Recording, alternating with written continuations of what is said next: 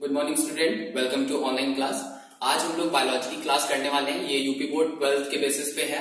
तो फिर सबसे पहले हम लोग टॉपिक स्टार्ट करते हैं जेनेटिक्स, जिसे हिंदी में आनुवंशिकता कहते हैं। ठीक है, तो पहले समझ लेते हैं कि व्हाट इज जेनेटिक्स। जेनेटिक्स है क्या। ठीक है, तो हम कह सकते हैं कि विज्ञान की वह शाखा जिसके अंतर्गत हम हेरिडिटी और वेरिएशन की स्टडी करते हैं उसको जेनेटिक्स कहते हैं। अब पहले हम समझ लेते हैं कि हेरिडिटी और वेरिएशन है क्या। ठीक है, तो हम मेनली कह सकते हैं कि जेनेटिक्स को दो पार्ट्स में डिवाइड कर सकते हैं हम। हेरिडिटी प्लस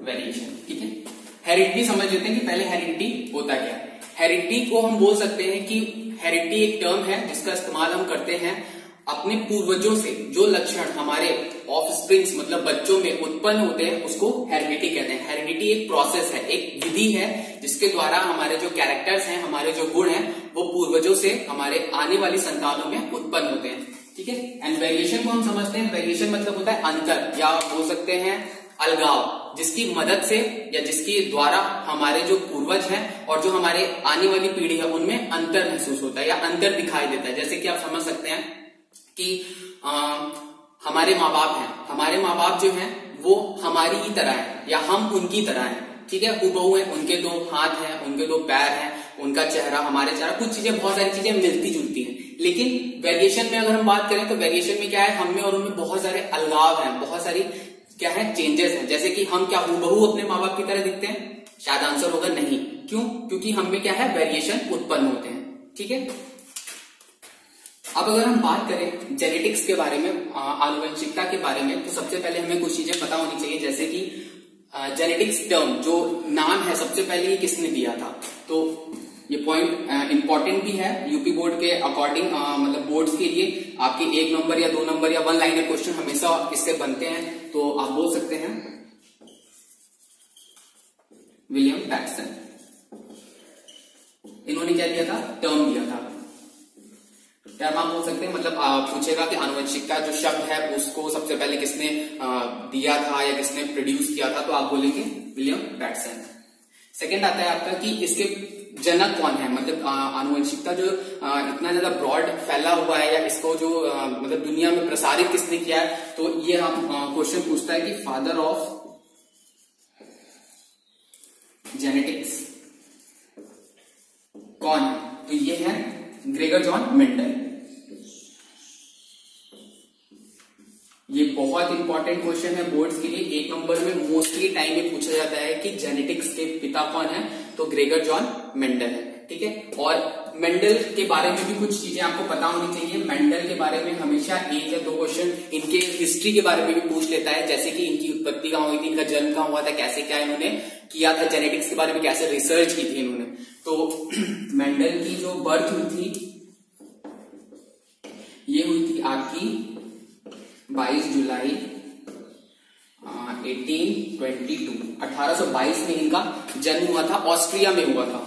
ठीक है, ऑस्ट्रिया बहुत इंपॉर्टेंट है, बहुत बार पूछा गया है कि ऑस्ट्रिया में हुआ था कि कहाँ हुआ था। ऑस्ट्रेलिया अलग है, ऑस्ट्रिया अलग है। ठीक है, तो ऑस्ट्रिया में इनका जन्म हुआ था। इनकी हिस्ट्री कुछ पढ़ लीजिए कि इनका जन्म जो है वो 12 जुलाई 1822 ईस्वी में ऑस्ट्रिया में हुआ था। उसके बाद ऑस्ट्रिया में ही ये फिर मॉन्क्स बन गए थे। एक्चुअली ये मैथमेटिशियन थे, एक गणित के बहुत अच्छे विशेषज्ञ थे। उसके बाद इन्होंने क्या किया, ये मॉन्क बने, तब उनको वहां पे इनको टाइटल मिला। टाइटल क्या मिला? टाइटल इनको ग्रेगर का मिला।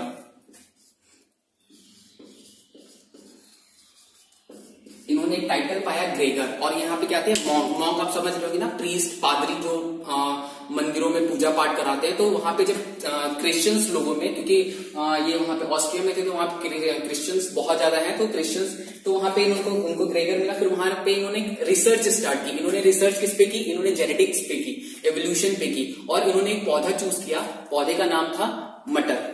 मटर तो आप सभी लोग जानते होंगे। मटर, इसका वैज्ञानिक नाम बहुत पूछा जाता है बोर्ड्स में। इसका वैज्ञानिक नाम था पाइसम सेटाइगम।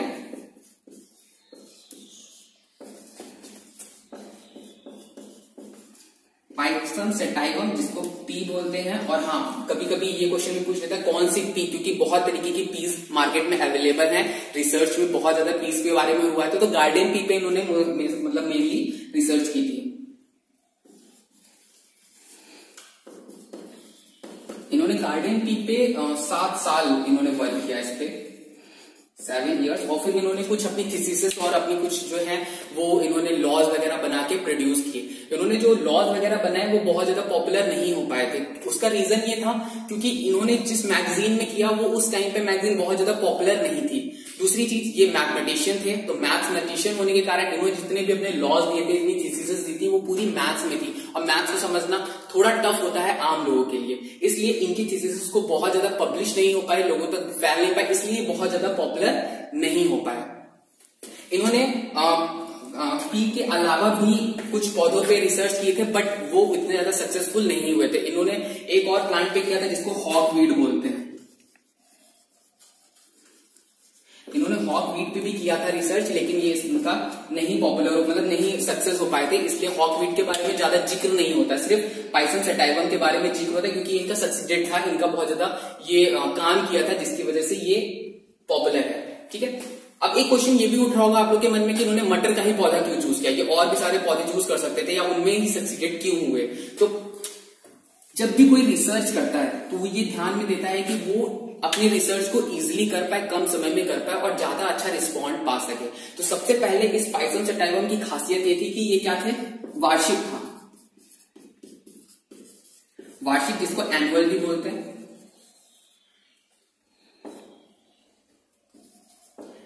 एनुअल उन प्लांट्स को कहते हैं जिनकी लाइफ साइकिल 1 साल के अंतर्गत पूरी हो जाती है, मतलब बीज से लेकर बीज प्रोड्यूस करने तक की लाइफ साइकिल 1 साल में हो जाती है। मतलब पाइसन सटाइवम को आप मतलब बोएंगे या ग्रो कराएंगे तो 1 साल के अंतर्गत आपको बीज दे देगा, जिसकी वजह से इसका कल्टीवेशन करना, इसको उगाना, इस पे रिसर्च करना कम समय में था तो इजिली हो जाता था। दूसरी चीज,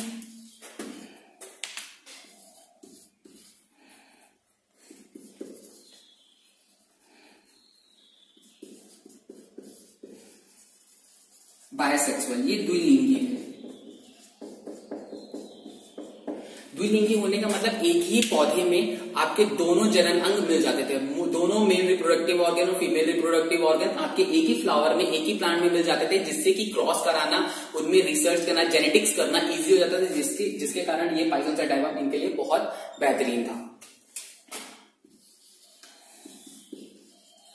प्योर लाइन, बाइसेक्सुअल होने की वजह से इनमें प्योर लाइन कंडीशन थी। प्योर लाइन का मतलब होता है शुद्धता। इनमें क्या है, शुद्धता आप ला सकते थे क्योंकि मान लीजिए कि एक पौधा है, उसमें ही मेल रिप्रोडक्टिव ऑर्गन है और फीमेल रिप्रोडक्टिव ऑर्गन है, तो उसमें क्रॉस करा के प्योर लाइन जो इनकी नई जनरेशन मिलती थी वो बहुत शुद्ध मिलती थी। मतलब किसी भी तरीके का इनमें क्या है चेंजेस नहीं मिलता था क्योंकि दूसरे पौधे से इनका कोई भी अटैचमेंट नहीं हो पाता था, जिसकी वजह से इनमें प्योर लाइन कंडीशन होती थी, इसलिए पाइसन सटाइवम बहुत ज्यादा सुटेबल था।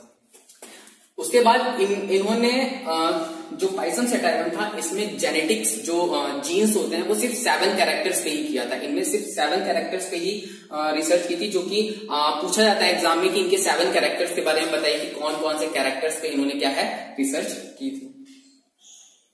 तो ये हमारे 7 कैरेक्टर्स हैं जिसपे ग्रेगर जॉन मेंडल ने रिसर्च की थी और बताया था। तो ये कुछ हमारे कैरेक्टर्स हैं। कैरेक्टर्स में देखिए पहला कौन सा है, स्टेम लेंथ, तने की लंबाई,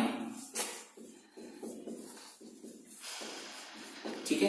फ्लावर पोजीशन, फूल का कहां पे स्थिति थी पेड़ में उसके अकॉर्डिंग, फ्लावर कलर, फूल का रंग, पॉड शेप, पॉड आप समझते होंगे फली, जब भी मटर के दाने या मटर का जो फूल है वो जब आपका फल में बदल जाता है तो एक पॉड शेप बन जाता है जिसे फली कहते हैं। फली होती है ना जिसको आप नुका के उसमें से बीज निकालते हैं तो उसको फली कहते हैं, जो कि कुछ ऐसे शेप में होती है, आपने देखा होगा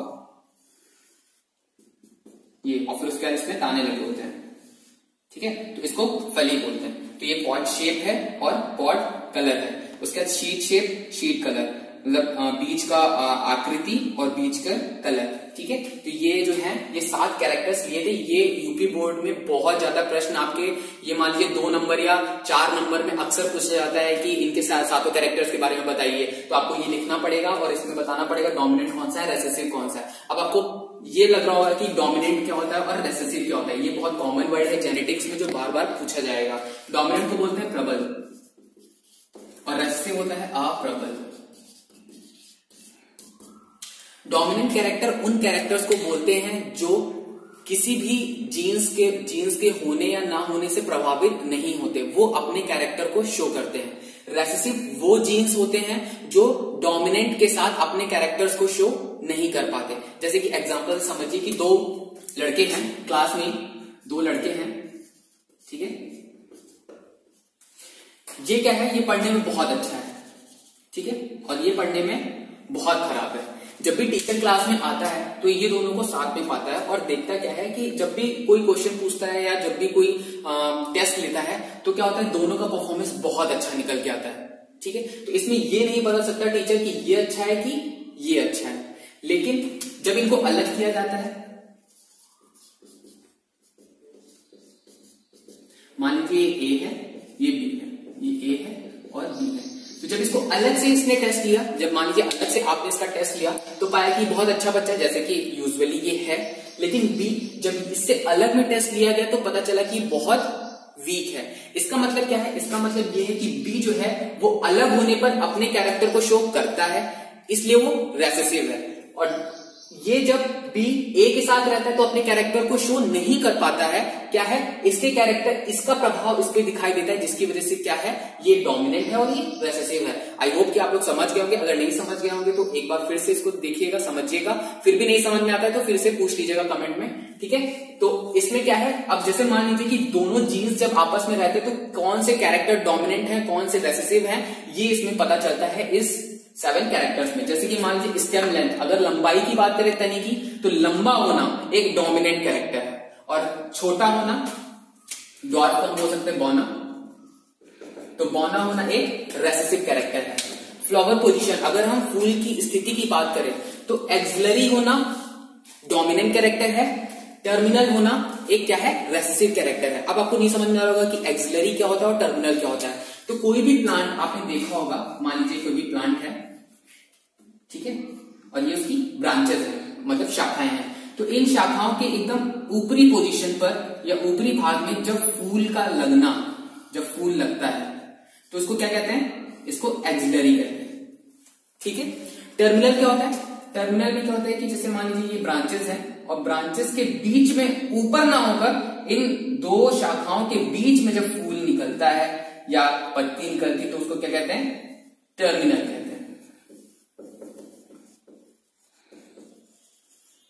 ठीक है।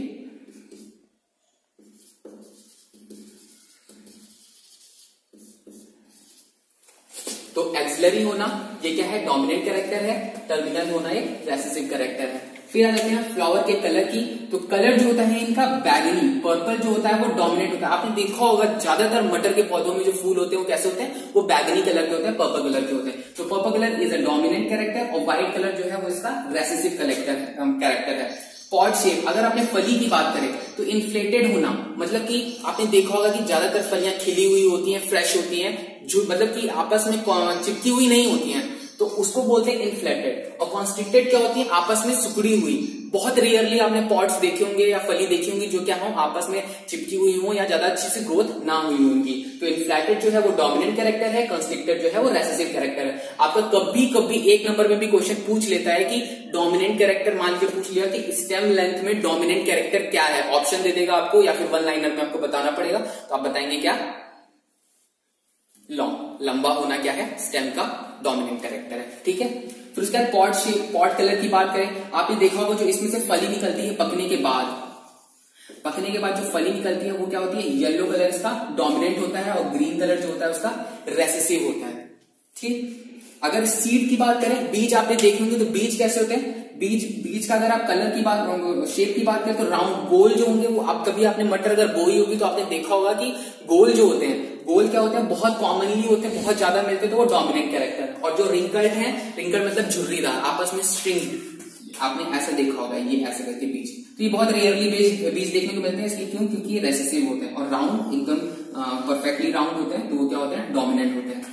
शीट कलर की बात करें तो ग्रीन कलर क्या है इनका, डोमिनेटिंग है, और येलो कलर जो है वो क्या है, रेसेसिव है। आपने कभी भी मटर खाई होगी ना, जब सीजन आता है मटर का, तो आपने मोस्टली मटर कैसी देखोगी, ग्रीन कलर की देखोगी, क्यों, क्योंकि ये इसका डोमिनेटिंग कैरेक्टर है।